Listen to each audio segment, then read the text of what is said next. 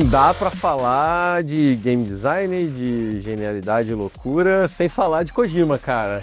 Genialidade e loucura tem que falar de Kojima. A gente tem que falar dele, é um cara que revolucionou bastante. Perfeito. Acho que tem uma franquia principal lá, o Metal Gear, né, que eu acho que é o principal, foi o pontapé ali, porque o Kojima, ele entrou na Konami quando ele era novinho, tinha 23 anos aí. Minha idade. Em 86, né, e ele começou a trabalhar na Konami, e um pouco depois já veio o Metal Gear.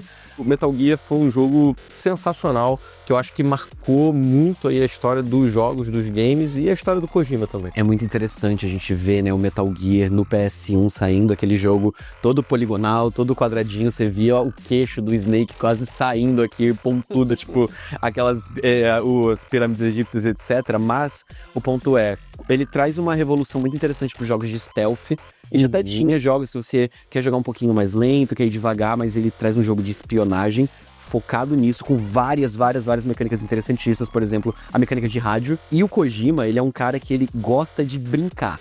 Ele gosta de fazer o game design dele do jeito mais bizarro possível. Porque eu puxei o rádio pra falar do game design do Kojima. Ele é um gênio. Porque, por exemplo, quando você tava no Metal Gear 1 ou 2, não parece assim, mas acho que é 1, tinha uma parte específica do jogo que você tinha que pegar uma frequência de rádio pra conversar com uma personagem e prosseguir na história.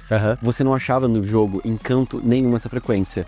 Porque o número da frequência que você precisava estava nas costas da capa do CD do Metal Gear. Então aquelas fotos de demonstração que ficam normalmente nos CDs, lá tinha um número específico, e se naquela parte do jogo você colocasse aquele número, você dava o prosseguimento pela história. Ele adorava fazer esse tipo de coisa. Hoje em dia, se você falar de stealth nos jogos e tal, pode parecer uma coisa meio batida, porque é uma coisa tão comum atualmente, você ter um jogo que é estilo stealth e beleza.